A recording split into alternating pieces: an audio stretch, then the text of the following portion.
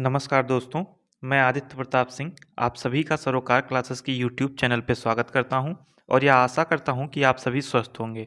Friend, आज के इस डिस्कशन में जैसा कि आपको पहले ही पता चल चुका है, हम लोग क्या क्या चीज़ डिस्कस करने वाले हैं।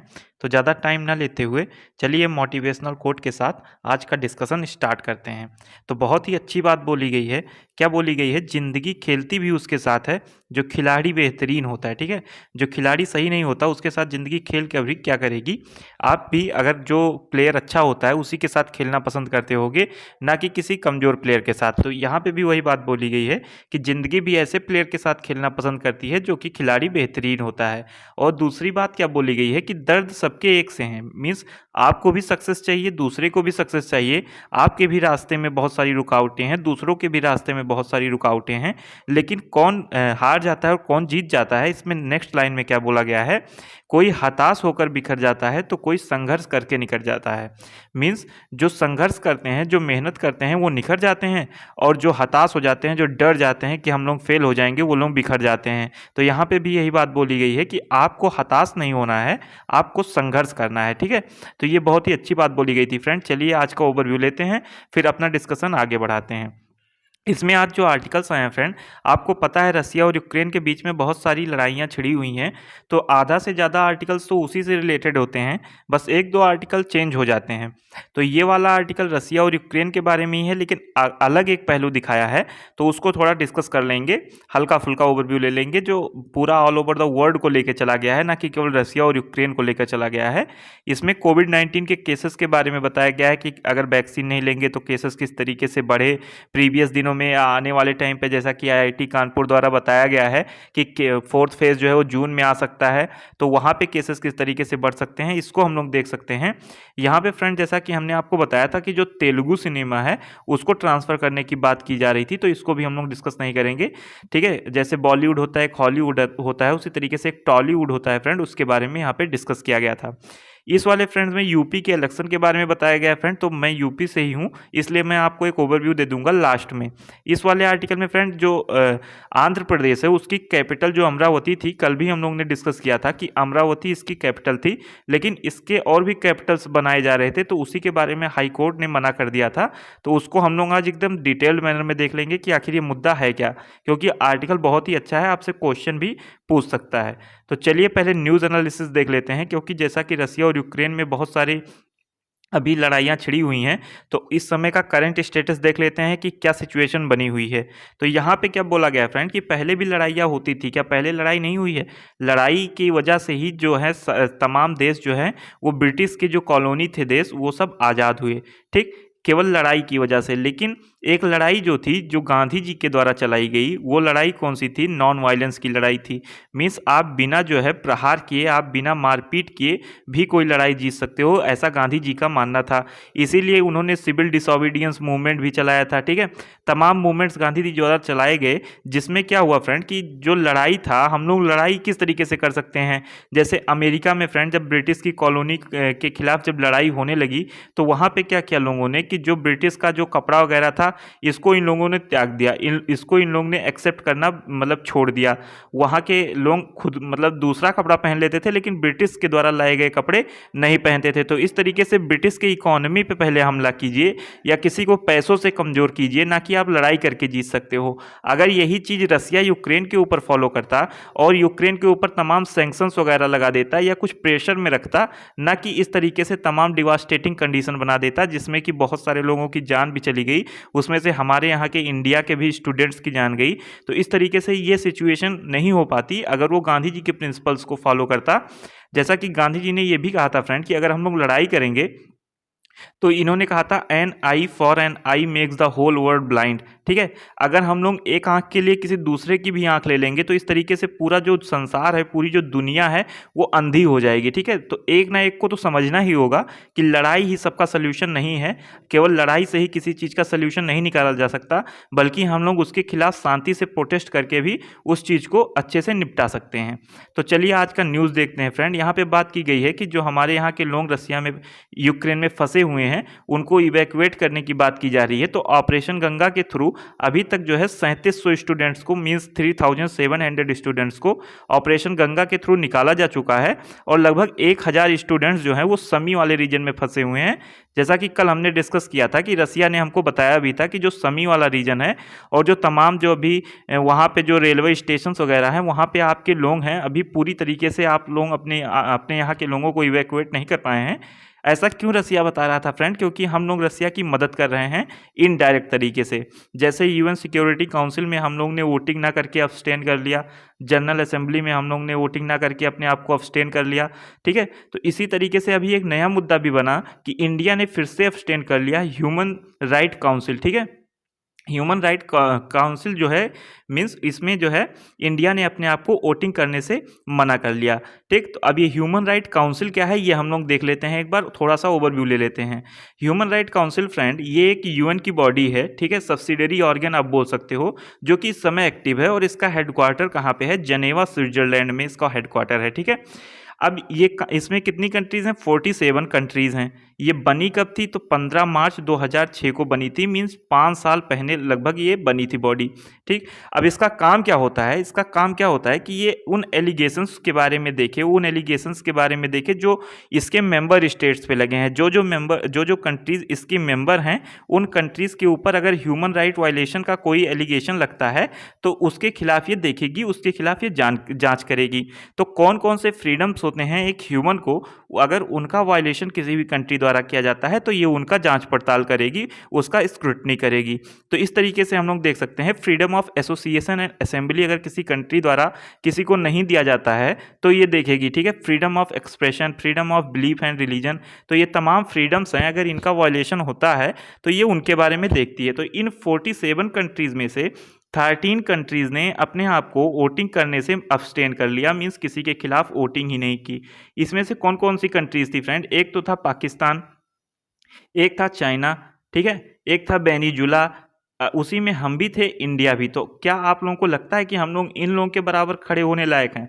मीन्स ये इन कंट्रीज़ के साथ अगर हमारा कंपैरिजन फ्यूचर में किया जाएगा तो क्या हम लोगों को अच्छा लगेगा? तो इसलिए इंडिया को एक स्टेप लेना चाहिए। हालांकि रसिया हमारा बहुत ही अच्छा फ्रेंड है तो रसिया को सपोर्ट ही कर दें, ना कि यूक्रेन को हम लोग मीन्स इस तरीके से अब्सटेन करें हर जगह से। अगर कोई स्ट्रांग लीडर तभी होता है जब वो अपना पॉइंट रखता है, ना कि पीछे से कोई मीन्स बैक बिचिंग वगैरह करता है, ठीक है। तो हम लोग अगर अब्सटेन कर रहे हैं हर जगह से तो फ्यूचर में हम लोग के लिए प्रॉब्लम्स भी देखने को मिल सकती हैं, तो इसलिए हम लोग को बोलना चाहिए, ठीक है। अब ये समी वाला रीजन कहाँ पे है? आप देख रहे होगे समी वाला रीजन यहाँ पे है और रसिया यहाँ पे है। तो रसिया ने ही अटैक किया लुहांस्क और डोनेस्क वाले पे और इन दोनों को इंडिपेंडेंट बना दिया, अपनी पीस कीपिंग फोर्सेज बिठा दी।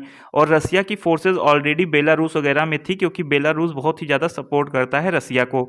ये क्रीमिया वाला रीजन ऑलरेडी रसिया का है, रसिया की फोर्सेज यहाँ पे भी थी। तो केवल बचा वाला रीजन ये था। तो यहीं से जो लोग भाग पाए, पोलैंड चले गए, रोमानिया चले गए, हंगरी चले गए, स्लोवाकिया चले गए। तो वहाँ पे हमारे मिनिस्टर्स को भेजा गया कि वहाँ के लोगों को बचा के लाओ जो किसी तरीके से अपनी जान बचा के बगल वाली कंट्रीज़ में भाग के आ चुके हैं। तो अब यहाँ पे क्या हुआ फ्रेंड? ये जो समी वाला रीजन है, अगर रसिया अटैक कर रहा है तो ये रसिया के जस्ट बगल में है, इसलिए यहाँ पे ज़्यादा डिवास्टेटिंग कंडीशंस होगी। तो इस तरीके से यहाँ पे जो रोड है, जो रेलवे ट्रैक है, सब कुछ टूट चुका है और फिर भी यहाँ पे लगभग 150 के आसपास हमारे यहाँ के स्टूडेंट्स और सिटीजन्स हैं। तो यहाँ पे यही बात बोली जा रही है कि जब इन लोगों के आने के लिए कोई रास्ता ही नहीं बचा है तो इन लोगों को किस तरीके से लाया जाएगा। अभी फ्रेंड एक न्यूज़ में भी था कि रसिया ने सीज फायर कर दिया है कि इंडिया अपने यहाँ के लोगों को यहाँ से जल्द निकाल ले किसी भी तरीके से, फिर हम लोग जो करना होगा जो करेंगे। हमने कल ये भी डिस्कस किया था कि जो रसिया का एक एयरक्राफ्ट था जिसपे बहुत सारे कंट्रीज़ के फ्लैग्स लगे थे, उनमें से तमाम कंट्रीज़ के फ्लैग्स उतर गए क्योंकि इन लोगों ने रसिया के खिलाफ वोटिंग की, लेकिन इंडिया का फ्लैग वहाँ पर बचा था। तो ये एक तरीके से काइंड ऑफ रिस्पेक्ट जो रसिया ने हमको दिया है, तो इसलिए हम लोग अभी तमाम जगहों से अब्सटेन कर रहे हैं वोटिंग करने से और रसिया का मदद कर रहे हैं। और वैसे भी फ्रेंड्स हम लोग भूलने वाले में से नहीं है जो 1971 का वार हुआ था हमारा, जब बांग्लादेश जो था और पाकिस्तान जो था, ये ईस्ट पाकिस्तान और वेस्ट पाकिस्तान के नाम से जाना जाता था और बांग्लादेश ने ठान लिया था कि अब हम लोगों को अलग होना है। तो हम लोग जब इसका साथ देने लगे थे तो इस तरीके से यूएसए हमारे खिलाफ आ गया था और अपनी शिप्स वगैरह ले आया था। तो रसिया ने हमारी बहुत मदद की थी वहाँ पे, इसलिए हम लोग अभी वो दिन भूले नहीं हैं और इसी के कारण हम लोग हर जगह से अब्सटेन कर रहे हैं। रसिया के खिलाफ में वोटिंग नहीं कर रहे हैं। इसी तरीके से रसिया ने एक न्यूक्लियर पावर प्लांट को, ठीक है, एशिया के सबसे बड़े न्यूक्लियर पावर प्लांट को सीज कर लिया है, ठीक है। और यहाँ पे बात की जा रही है, सुप्रीम कोर्ट ने कहा है कि एक ओपन जो है ऑनलाइन जो है हेल्पलाइन आप निकालो, जिससे कि जो यहाँ इंडिया में पेरेंट्स हैं जिनके बच्चे यूक्रेन में फंसे हुए हैं उनको पता चल सके कि हाँ उनका बच्चा जो है वो इवैक्यूएट किया जा रहा है या नहीं किया जा रहा है। तो ये भी बहुत अच्छी बात बोली गई है सुप्रीम कोर्ट के द्वारा। यहाँ पे आप वही बात देखोगे फ्रेंड कि सुप्रीम कोर्ट बोल रहा है कि एक ऑनलाइन हेल्पलाइन निकालो जिससे कि पेरेंट्स को पता चल सके कि उनके बच्चे इवैक्यूएट हो पा रहे हैं या नहीं हो पा रहे हैं, ताकि वो अपना नेक्स्ट स्टेप जो है वो उठा सकें और गवर्नमेंट से कुछ हेल्प मीन्स ले सकें। यहाँ पे बात की जा रही है फ्रेंड कि जो हमारे यहाँ इंडियन मेडिकल जो एसोसिएशन है इसके बारे में बात की गई है कि ये बोल रहा है कि जो हमारे यूक्रेन से जो बच्चे आ रहे हैं मेडिकल की तैयारी करने जो वहाँ पे गए थे उनको हमारे यहाँ अब एडमिशन दे दिया जाए, क्योंकि यूक्रेन में अभी जो सिचुएशन है वो इतनी जल्दी नॉर्मल होती नहीं दिखाई दे रही है। यहाँ पे फ्रेंड बात की जा रही है, चाइना बोल रहा है कि अपने डिफेंस पे 7% का अब हम लोग और ज़्यादा बढ़ा देंगे, मीन्स 7% खर्चा और ज़्यादा बढ़ा देंगे, बजट और ज़्यादा बढ़ा देंगे। तो इसका मतलब ये अपना डिफेंस और मजबूत करने की बात कर रहे हैं। तो मुझे लग रहा है फ्रेंड कि ये लोग, जैसा कि हमने पहले भी डिस्कस कर रखा है कि ताइवान वाले रीजन में कुछ तहलका मचाने वाले हैं, इसलिए ये लोग ऐसा करने वाले हैं, ठीक है। यहाँ पर जैसा कि मैंने आपसे डिस्कस किया कि यूरोप के सबसे लार्जेस्ट न्यूक्लियर प्लांट को रसिया ने सीज कर लिया है। यहाँ पे फ्रेंड ऑपरेशन गंगा के थ्रू 3700 बच्चों को, हमारे यहाँ के 3700 बच्चों को वहाँ से इवैक्यूएट कर लिया गया है, बाहर निकाल लिया गया है सुरक्षित यूक्रेन से, ठीक है। तो ये आपसे क्वेश्चन पूछ सकता है कि ऑपरेशन गंगा किस लिए चलाया गया था, तो आप लोगों के माइंड में क्लियरिटी होनी चाहिए कि ये ऑपरेशन गंगा यूक्रेन से हमारे यहाँ के लोगों को निकालने के लिए चलाया गया था। यहाँ पे 10 लोगों की जान चली गई है फ्रेंड बिहार में। क्यों चली गई है? यहाँ पे एक इल्लीगल कंपनी थी जो कि फायर क्रैकर्स बनाती थी, पटाखे वगैरह बनाती थी इल्लीगल तरीके से। तो यहाँ पे वो ब्लास्ट हुआ और जिसकी वजह से 10 लोगों की जान चली गई और तमाम लोग अभी घायल हैं। यहाँ पे आप बात करोगे तो ये सेम कंडीशन यहाँ पे भी हुई, जो यहाँ पाकिस्तान में फ्रेंड सिया और सुन्नी कम्युनिटी जो कि मुस्लिम कम्युनिटी के ही पार्ट माने जाते हैं, उनमें आपस में जो झगड़ा चलता रहता है, उसी के लिए यहाँ पे जब ब्लास्ट हुआ कल एक मॉस्क में, एक मस्जिद में, उसकी वजह से जो है 194 लोगों को मतलब अभी इंजर्ड हैं और उसमें से 56 लोगों की जान चली गई। तो ये आपस में ही लड़ते नजर आए, ठीक है। रसिया मीन्स सॉरी फ्रेंड, रसिया इस समय रसिया और यूक्रेन इतना न्यूज़ में चल रहा है कि हर जगह रसिया और यूक्रेन का नाम ही आ जा रहा है। यहाँ पे लिखा है ruckus in Haryana assembly as government tables and anti conversion bill. Anti conversion bill क्या होता है फ्रेंड कि जब किसी दो कम्युनिटी के मीन्स डिफरेंट कम्युनिटीज़ के बीच में जब शादी हो जाती है, तो जो मेल वाला रहे या जो फीमेल वाला रहे, कोई भी रहे, कोई भी कर सकता है ऐसा, तो उसके द्वारा जब किसी एक पे प्रेशर डाला जाए कि आप अपना धर्म जो है वो बदल लो, ठीक है। जैसे कि मान लीजिए किसी मुस्लिम लड़के द्वारा किसी हिंदू लड़की से शादी किया गया, फिर इससे बोला गया कि तुम भी मुस्लिम में शामिल हो, या फिर किसी मुस्लिम हिंदू लड़के द्वारा मुस्लिम लड़की से शादी किया गया और फिर बोला गया तुम इस तरीके से अपना रिलीजन चेंज करो, तो ये एंटी कन्वर्जन बिल लाया गया है। ऐसा करना अब गैर कानूनी माना जाएगा और इसके चलते ऑलरेडी बहुत सारे स्टेट्स ने लॉ ला रखे हैं। जैसा कि हम लोग ने देखा था अभी कुछ दिन पहले यूपी का, कि यूपी में ऑलरेडी लॉ आ चुका है, ठीक है। और भी बहुत सारी कंट्रीज ट्राई कर रही, स्टेट्स ट्राई कर रहे हैं, जैसे राजस्थान हो गया, उड़ीसा हो गया, छत्तीसगढ़, तमिलनाडु, मध्य प्रदेश, गुजरात, ठीक है। तो इस तरीके से ये बहुत ही जल्द तमाम स्टेट्स में फैल जाएगा ये लॉ। तो ये बहुत ही अच्छी बात बोली गई है फ्रेंड कि इस तरीके से किसी का जो राइट टू रिलीजन हमको फंडामेंटल राइट दिया गया है आर्टिकल 25 से 28 के बीच में, तो इसका वायलेशन होता है, तो ये ठीक भी है, ठीक है। यहाँ पे बात की जा रही है मनीष सिसोदिया साहब जो हैं दिल्ली के, इन्होंने एजुकेशन सेक्टर में ऑलरेडी बहुत सारे डेवलपमेंट किए हैं। उसी में से एक ये नया है फ्रेंड कि ये टीचर्स की एक यूनिवर्सिटी चलाएंगे जिसमें टीचर्स को ट्रेन किया जाएगा कि किस तरीके से बच्चों को आगे लेके चलना है, उनका डेवलपमेंट किस तरीके से करना है। तो आई होप आपको इतना समझ में आया होगा। यहाँ पे फ्रेंड सेंट्रल बैंक्स के बारे में बात किया जा रहा है। जो हमारे यहाँ के गवर्नर हैं आरबीआई के, शक्तिकांत दास जी, उन्होंने बताया है कि हम लोगों का जो मीन्स ग्रोथ होगा, हम लोगों का जो मीन्स सॉरी फ्रेंड्स, जो रिकवरी होगा वो बहुत ही स्लो हो सकता है, क्योंकि ऑलरेडी पैंडेमिक की वजह से तमाम कंडीशंस तो थे ही। अब जो वार होने लगा है, ये इन सारी सिचुएशंस जो बनी हुई हैं प्रेजेंट टाइम की, इसमें ये और भी ख़राब हो सकती है। ठीक है, यहाँ पे फ्रेंड हम लोग के रूबी की वैल्यू तमाम गिर के डिवैल्यू हो गई है, 76 रुपये पर डॉलर हो गए हैं आसपास। ठीक है, कॉन्फ्लिक्ट की वजह से जो चिप शॉर्टेज है ये आ सकता है। तो हमने चिप के बारे में ऑलरेडी आपसे डिस्कस कर रखा है, सेमीकंडक्टर होता क्या है, इसकी ज़रूरत क्या है, सबसे ज़्यादा कौन सी कंट्री बनाती है, ये सारी चीज़ें। कल एक फ्रेंड बहुत ही दुखद न्यूज़ देखने को मिली, हालांकि रात में आपके सरोकार क्लासेस की यूट्यूब चैनल पे शॉर्ट अपलोड कर दिया गया था। उसी वक्त कि शेन वॉर्न जो थे, क्रिकेट के बहुत जाने माने नाम, जिनको हम लोग किंग ऑफ स्पिन भी बोलते हैं, ये अब हमारे बीच में नहीं रहे। 52 साल की उम्र में इनका निधन हो गया। ये फ्रेंड अपने गूगली की वजह से जाने जाते थे। ठीक है, और इनके द्वारा तमाम क्रिकेट के क्षेत्र में बहुत सारा अचीवमेंट भी लिया गया, यहाँ पे आप देख सकते हो। ठीक है, और एक और दुखद न्यूज़ मिली फ्रेंड, जो बहुत ही अच्छे विकेट कीपर हुआ करते थे, दोनों ऑस्ट्रेलियन ही थे एक तरीके से आप बोल सकते हो। ये 74 की उम्र में इनकी जान चली गई फ्रेंड। ठीक है, तो आप इनके बारे में भी पढ़ सकते हो। ठीक है, तो आप अगर चाहते हो तो आप सरोकार क्लासेस के टेलीग्राम चैनल को ज्वाइन कर लो, वहाँ पे आपको ये सारे पीडीएफ्स प्रोवाइड करा दिए जाते हैं। अगर आपको कोई भी दिक्कत आती है तो आप कमेंट सेक्शन में लिख सकते हो। यहाँ पे फ्रेंड क्या बात की गई है कि कर्नाटका गवर्नमेंट ने अभी अपना बजट मीन्स रखा है सामने, तो उसमें क्या किया गया है, टैक्स को बहुत ज़्यादा हाइक नहीं किया गया है, लेकिन ज़्यादातर ध्यान 1000 करोड़ रुपए केवल मेकाधातु प्रोजेक्ट के लिए दिए गए हैं। ठीक है, तो ये मेकाधातु प्रोजेक्ट क्या है, ये हम लोगों के लिए इंपॉर्टेंट बन जाता है। तो मेकाधातु प्रोजेक्ट एक ऐसा प्रोजेक्ट है जिसके तहत जो बेंगलुरु है उसको ड्रिंकिंग वाटर प्रोवाइड कराने की बात की जाती है। ठीक है, बेंगलुरु और उसके एडजेसेंट एरियाज़ को। तो ये जो प्रोजेक्ट है, इसमें 9000 करोड़ रुपए के आसपास जो है इन्वेस्ट करने की बात की जाती है। जैसा कि अभी आपने बजट में देखा, 1000 करोड़ देने की बात भी की गई। ये confluence of Kaveri river and Arkavathi, ठीक है, इसकी जो एक ट्रिब्यूटरी है कावेरी की, अभी हम लोग देखेंगे भी, तो ये वहाँ पे बनाने की बात की जा रही है, जिसके चलते ये बेंगलुरु को ड्रिंकिंग वाटर प्रोवाइड कराया जाएगा। ठीक है, तो इसमें क्या होता है फ्रेंड कि तमिलनाडु जो है ये अपोज करता है। क्यों अपोज करता है तमिलनाडु? ये बोलता है कि जो कावेरी का मीन्स नेचुरल जो है, जिस तरीके से वो बहती है, ये उसमें डिस्टर्बेंस होगा और इस तरीके से हम लोग इसको नहीं बना सकते। ठीक है, दूसरी बात ये बोल रहा है, तमिलनाडु बोल रहा है, हालांकि जो हमने मुल्ला पेरियार डैम डिस्कस किया था वहाँ पे केरला में है, लेकिन तमिलनाडु मैनेज करता है, इससे इसको खुशी है। लेकिन अगर इससे किसी को ड्रिंकिंग वाटर मिल रहा है तो इसको खुशी नहीं है। ठीक है, तो हम लोग देख लेते हैं कहाँ ये बनाया जा रहा है। तो ये आप देख रहे होगे अर्कावती, और ये फ्रेंड ये कावेरी रिवर है। ठीक है, जो कि बे ऑफ बंगाल में जाके मिलती है। तो ये इसके कॉन्फ्लुएंस पे यहाँ पे बनाया जा रहा है। अब आप लोग बताइए ये किस स्टेट में पड़ेगा? तो आई होप आपको क्लियर हुआ होगा कि ये है क्या। यहाँ पे फ्रेंड एक नई जीन मिली है, ठीक है, जिसको ग्लाइकोस्मिस बोला जा रहा है। तो ये आपसे क्वेश्चन भी पूछ सकता है कि ये वाइट फ्रूट के मीन्स वाइट फ्रूट की तरह होगा, तो ये किसके द्वारा मीन्स ये रिसर्च करके प्रोवाइड किया गया? तो ये एक बोटेनिकल सर्वे ऑफ इंडिया है, जिसको हम लोग BSI बोलते हैं। तो ये क्या होता है, इसके बारे में हम लोग थोड़ा सा देख लेते हैं।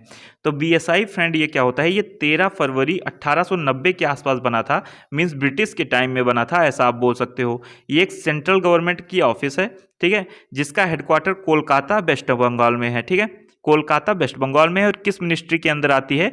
Ministry of environment, forest and climate change. ठीक है, ministry of forest, environment and climate change के अंतर्गत ये आती है।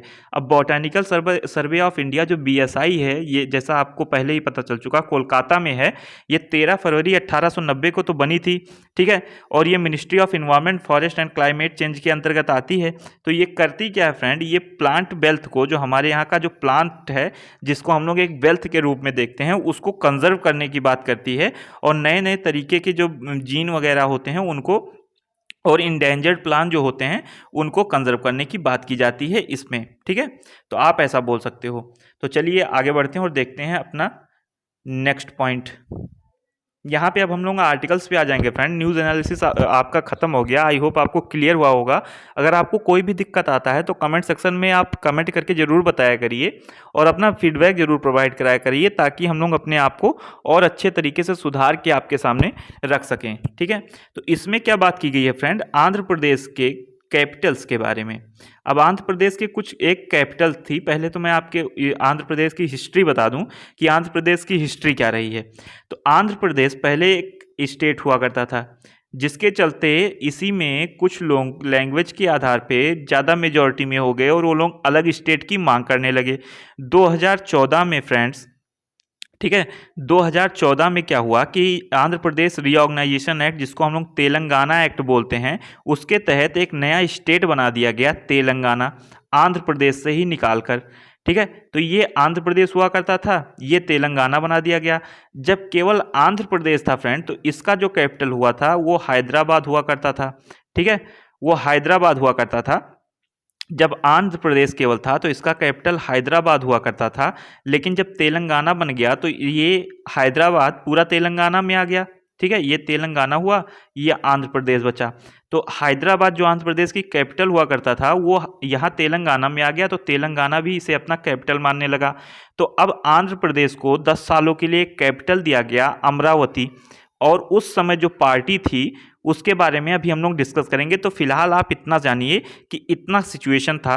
तो इसके चलते हुआ क्या है, राइटर ने पहली लाइन में ही बहुत अच्छी बात कही है कि जो पॉलिसीज़ होती हैं वो गवर्नमेंट के साथ बदल जाती हैं डेमोक्रेसी में। ठीक है, डेमोक्रेसी में जो पॉलिसीज़ होती हैं वो गवर्नमेंट के साथ बदल जाती हैं। जैसा कि आप एक एग्जाम्पल देखिए, आपको पता होगा नरेंद्र मोदी जी जो हमारे प्राइम मिनिस्टर हैं इस समय, इनके नाम से एक स्टेडियम है हमारी कंट्री में।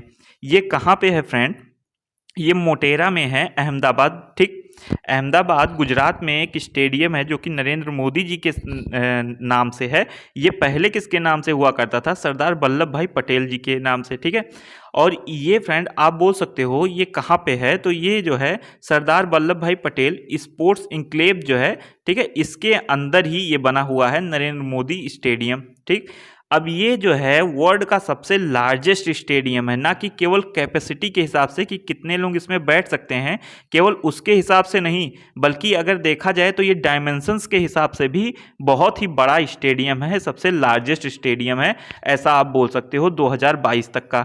ठीक है, अब ये किसके द्वारा ओन किया जाता है, तो गुजरात क्रिकेट एसोसिएशन के द्वारा ओन किया जाता है, और इसमें तमाम जो टेस्ट होते हैं, ओडीआई होते हैं और T20 सभी तरीके के मैच खेले जा सकते हैं। तो ये फ्रेंड नरेंद्र मोदी जी के गवर्नमेंट आने के बाद ये नाम बदलकर नरेंद्र मोदी स्टेडियम कर दिया गया। तो ठीक है, इसी तरीके से हमने एक डिस्कस कर रखा है स्कीम, जो कि आप रिसेंट कंट्रोवर्सी वाले प्लेलिस्ट में जाके देख भी सकते हो, प्रधानमंत्री मातृ वंदना योजना। ठीक है, प्रधानमंत्री मातृ वंदना योजना, ये पहले किसके नाम से जाना जाता था, इंदिरा गांधी मातृत्व वंदना योजना। ठीक है, इसी का नाम बदल के जब मोदी जी की गवर्नमेंट आई तो क्या हो गया, प्रधानमंत्री मातृ वंदना योजना।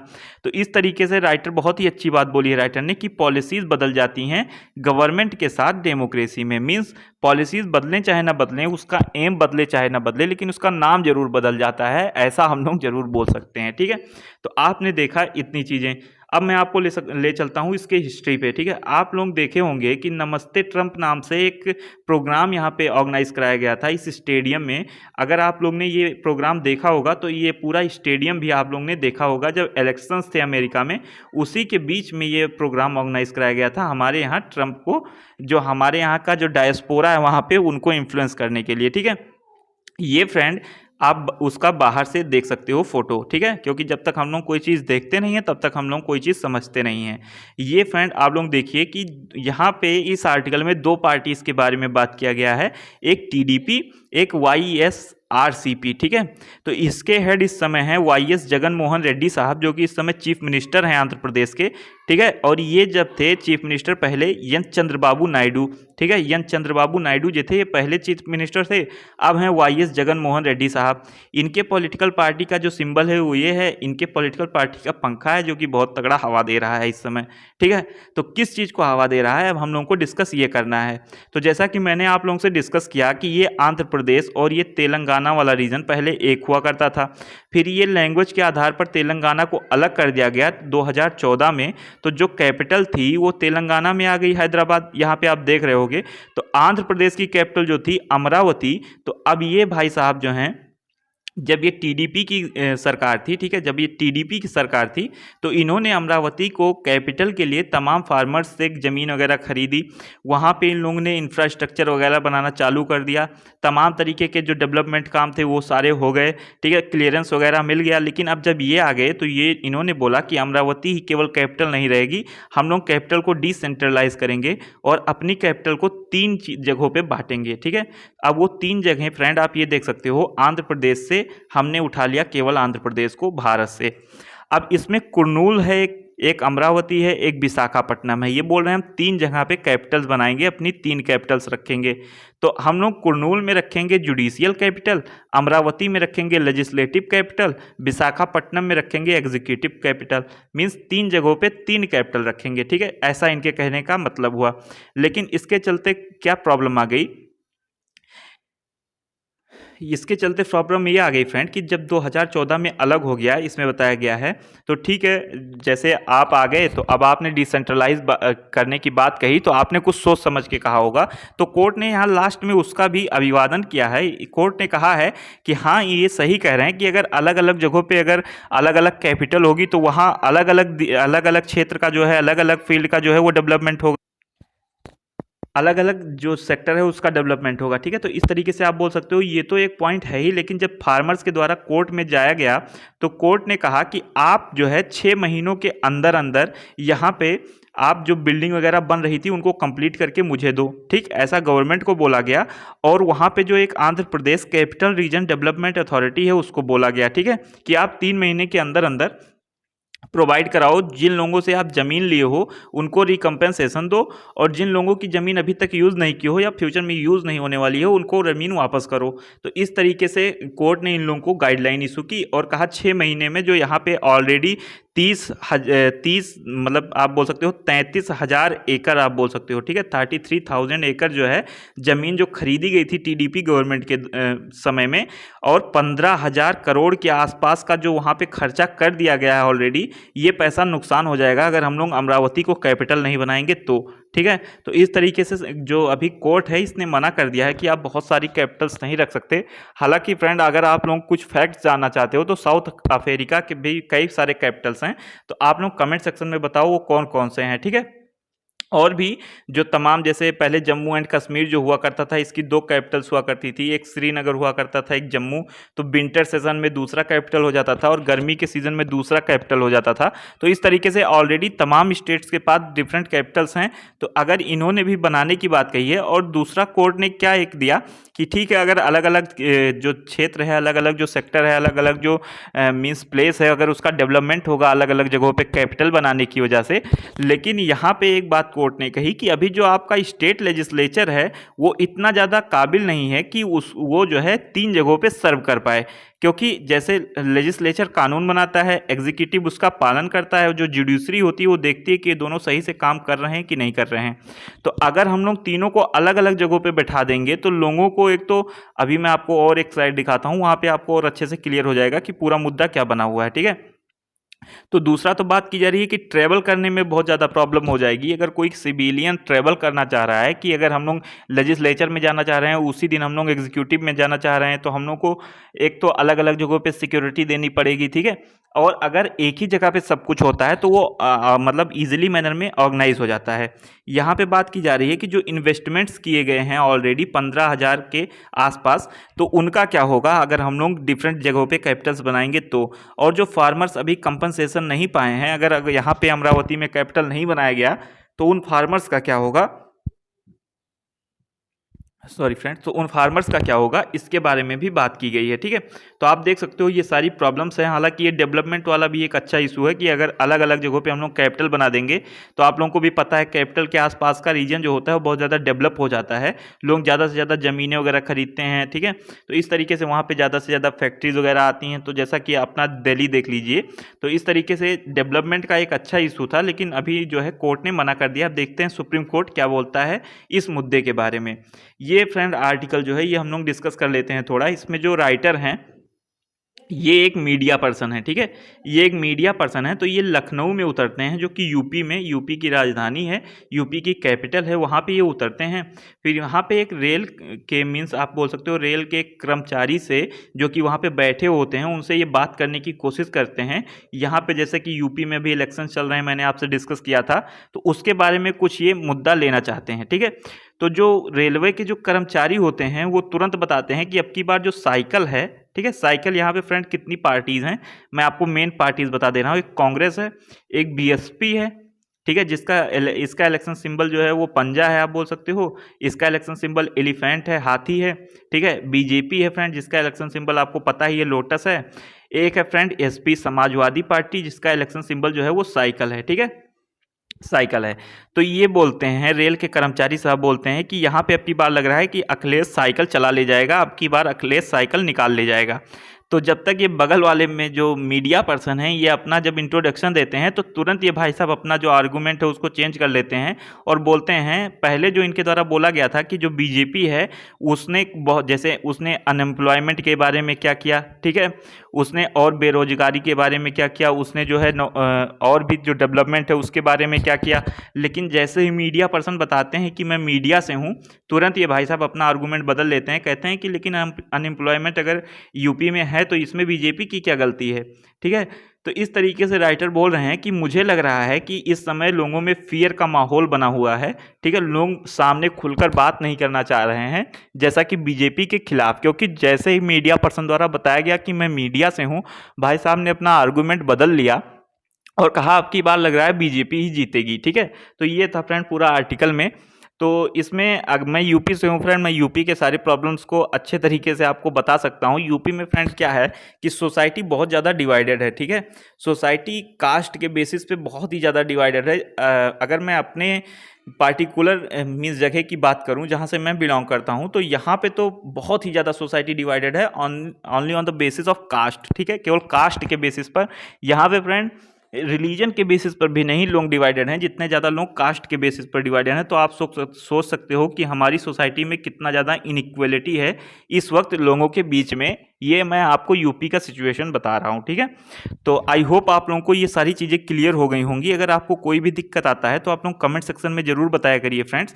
और अगर आपको लेक्चर पसंद आता है तो चैनल को सब्सक्राइब करा करिए। अगर वीडियो अच्छी नहीं लगती है तो प्लीज़ डिसलाइक भी कर सकते हैं हाँ आप, ताकि हमको तो पता चले कि हाँ हम में क्या कमी है, हम उसको सुधार सकें, ठीक है। तो जय हिंद, जय भारत।